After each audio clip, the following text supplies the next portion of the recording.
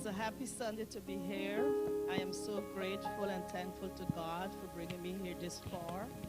On September the 1st, September 2001, 9/11, I was at work at the World Trade Center.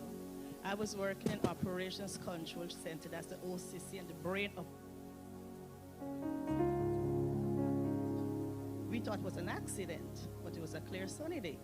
So when my building got hit, I was in building number 2. So when our tower got hit, it was like, wow, we couldn't believe that it was happening like that.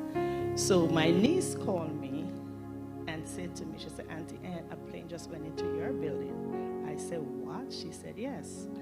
I said, but, I can't understand. But anyhow, so after that, I stopped taking phone calls because we were in operation. We were taking all the calls of the people who were trapped in building number 1 who couldn't get out, right? We were taking the calls and promising help.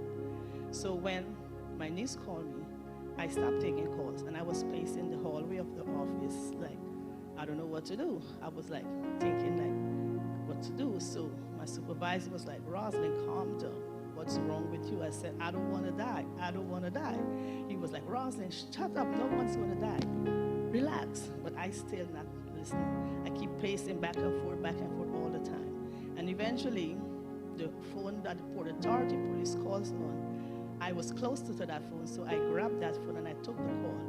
And he said to me, he said, listen to me, I want you guys to get out of there right now. So I don't remember if I told them, but I know I did, because one guy, he was off duty that day, but he was in college at BMCC. So he came over to help us when building 1 got hit. And he was there with us, so he said, let me take Ross up to the Concourse level. So with that, we went up to the Concourse level, and when we got up there, that's when we see how really bad it was. In building number 2, all the gasoline and the oil, everything was coming in. It was so bad, I couldn't get out there. So he hugged me and he said, Ross, get out of here right now. I'm going to go back down to let the others know what's going on upstairs. And I said, no, come with me. He said, Ross, you go. You have your kids to live for. I said, no, but you have kids too. He said, no, Ross, you go, get out. So I went straight towards building number 4. I couldn't go out there. So I went towards building number 5, and this is where I got out on the street. And when I got out there, that is when a heavy wind came, and it blew it blew like every one of us, like, and I was like in the heavy dust, and I feel my way through, and I held on to the cemetery fence. This is why I was there for a long time, until I was covered in all that heavy dust. And I couldn't breathe, so I started breathing into my clothes, taking deep breaths, and I started crying out to God, because I was a backslider, living home. So I was crying out to God, and I begged him, I plead with him, for give me one more chance.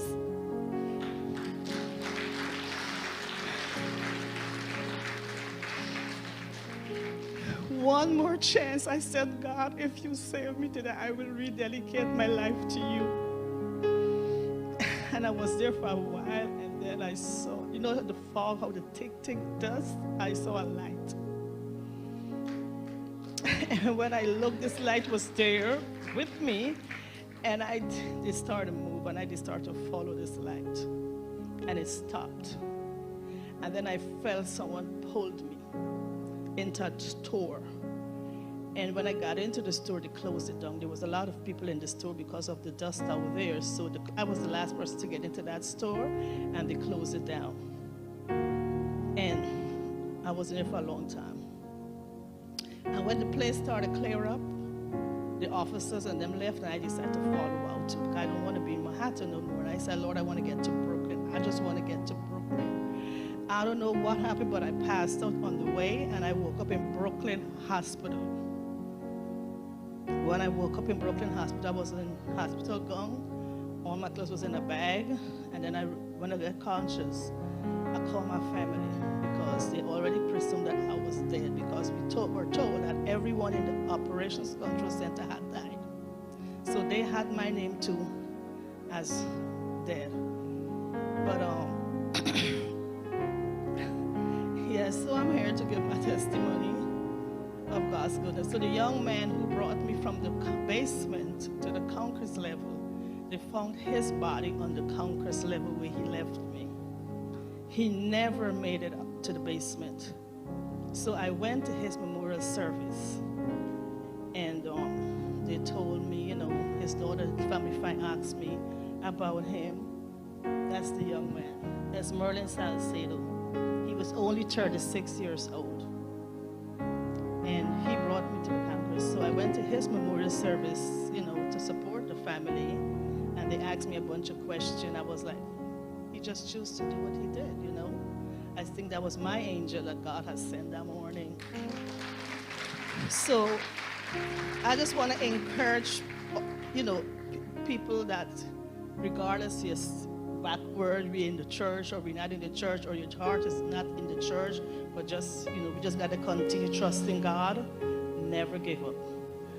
He promised us that he would never leave us nor forsake us. And I could testify of that. Because he never left me. Even I left him, he didn't leave me.